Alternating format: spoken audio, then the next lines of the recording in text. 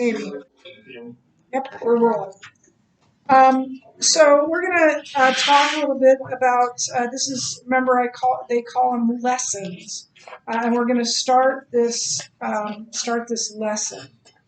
Um, Anybody remember what a worldview is? How you someone views the world. Okay, how someone views the world, the way someone interprets the worldview, and each lesson has a what's called an anchor. They call it an anchor. It's a short sentence or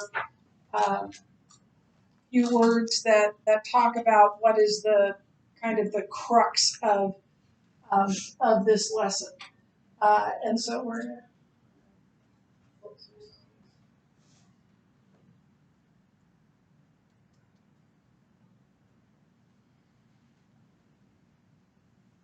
we talked about this last week. What is a worldview? It is the way in which one views the world. That's kind of the thank you, Mrs. Obvious answer. It's an understanding of how the world works and where one fits in, the foundation from which one lives, views life, thinks and responds to the world in which he lives. And actually, the one that I gave you, which was from Brian, what was his name? Brian Smith says this. The comprehensive framework of one's basic beliefs about things. And we'll go through the Christian worldview, what the Christian worldview is, and then we'll go through a number of other worldviews.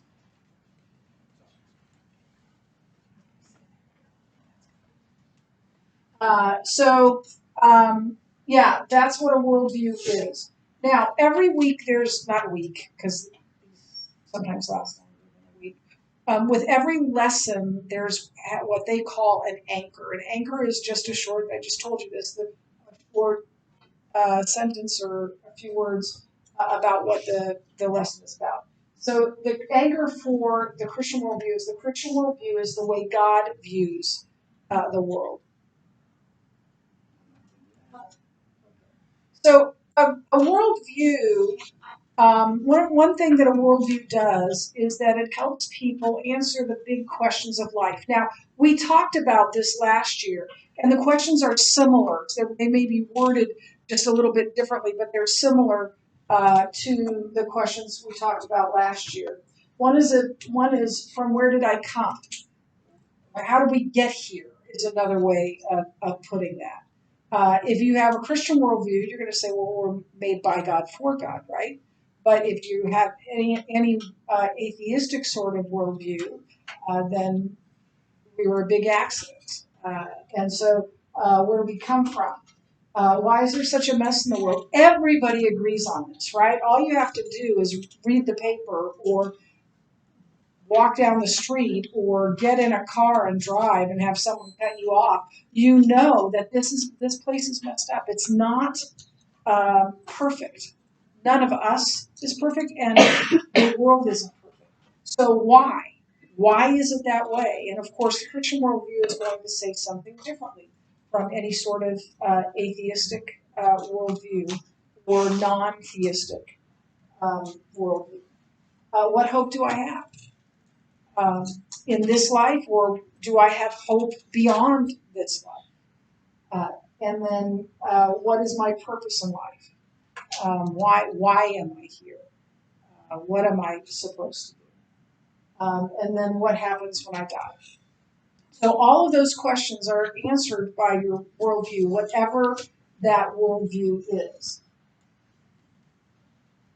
So there are 5 major worldview belief systems. These aren't worldviews in themselves. These are categories of worldview. Does that make sense?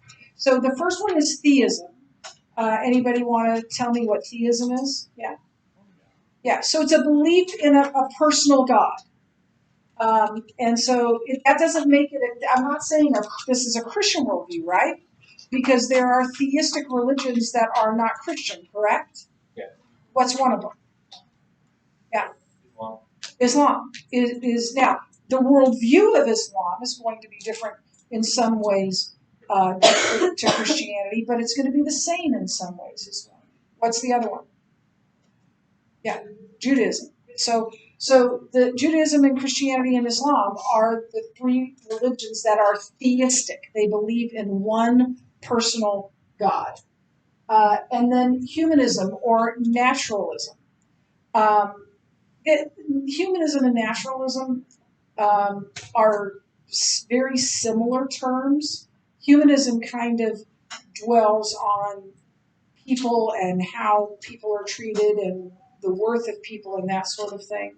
But there's nothing beyond what we can see, hear, and think. There's nothing beyond this physical world. And then naturalism just believes that only the natural world exists. Now, that's a universe, right? It's not just a world, but only natural things exist. So both humanism and naturalism are atheistic worldviews. And then we'll talk about them together. Postmodernism, it is a worldview, but it's also a philosophy. And postmodernism is also largely atheistic. Every postmodernist is atheistic. Here's the core of postmodernism. There are no rules. There's nothing that is right. And anything that's conventional needs to be like that's what society tells you to do, the conventional thing, right? Needs to be torn away. And we'll talk about it at length. It's really hard to understand, but if you meet a postmodernist, you'll know they're a postmodernist. So that's a worldview, and then pantheism. Pantheism is the belief in many gods. In fact, if theistic religions or theistic worldviews are that there's one God, and atheists are there's no God. This is everything is God's, and it isn't. There's not one God. There's gods everywhere and spiritual everywhere. So this worldview, everything's spiritual, right? Atheistic worldview, everything is natural, but pantheism is all spiritual. Do you have a question?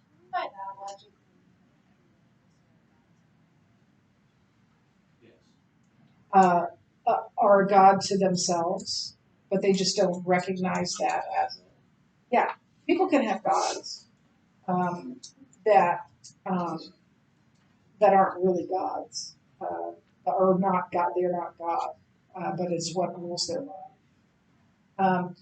The thing that's scariest to me, and we'll talk about this, is those sort of spiritist things. They're tapping into the spiritual world, which is real. But they're thinking that it's good. And the spiritual realm is not all good. But we'll talk about that as well.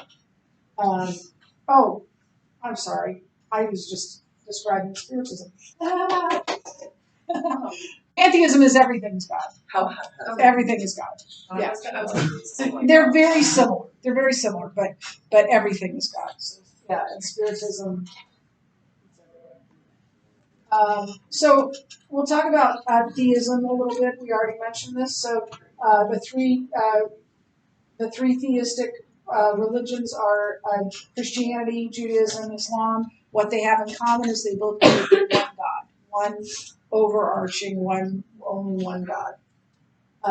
And then I think it was I'll get to it.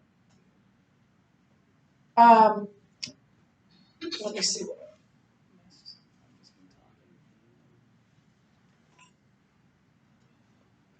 Okay, maybe I will get to this.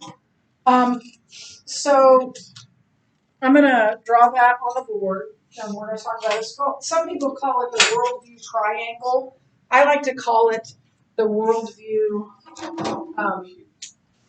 iceberg, and I'll explain why as we go along.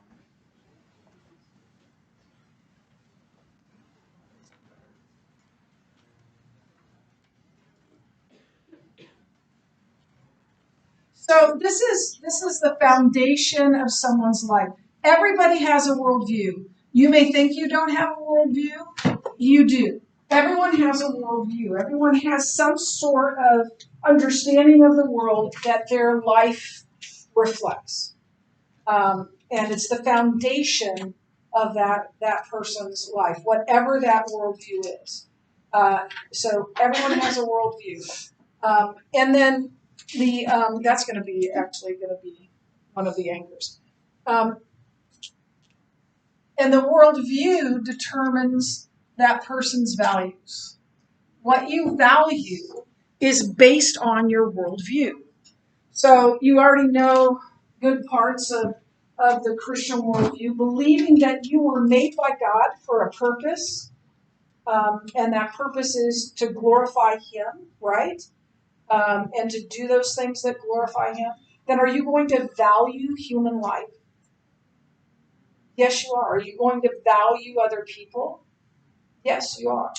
Are you going to want to generally conduct your life in a way that honors God? I hope so, right? So what you value, and I'm sure many of you have similar values, valuing family. Yesterday, my daughter, I think I told you this last year, so for Holly, my daughter's getting married on November 10th, and she had a wedding shower yesterday, and I got to take my granddaughters to that shower. And that was just so much fun to see them, and they're 6 and 4, they've never been to a wedding shower before. I value that. I value that time with them. In fact, the worst part of my summer, the only part of my summer that just upset me is I only saw them one time. Because I value, right, my family. And that's part of my worldview, that family is important. So your worldview is going to determine what you value. It's also going to determine your behavior. Sometimes we live inconsistently from our worldview.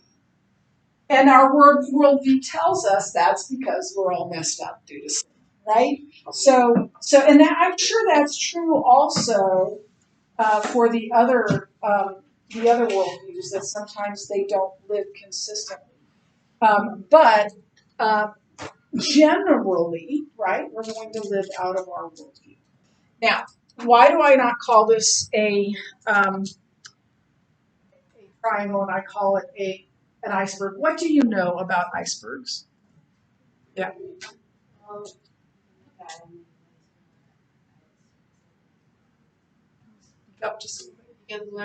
You could look at it a couple of different ways. You can look at its surface value, what's on the top. That's not very deep, or just looking deeper. Okay, that's true. Yes, sir. You can only see the top part. And I probably should have moved this up some. But yeah, the part of the iceberg that you can see is the smallest part of the iceberg. Most of the iceberg is underwater and unseen from above the water. You can see someone's behavior. Can you see someone's worldview? No. Like if I walk in, the first day and I'm meeting Holly for the first time, and I say, "Hey, Holly, I'm Mrs. Keeter, nice to meet you." Oh, I know your worldview. No, I don't. Right? I can't know that. Can you notice what someone values? Yeah. But if the behavior is the only part that we see, right?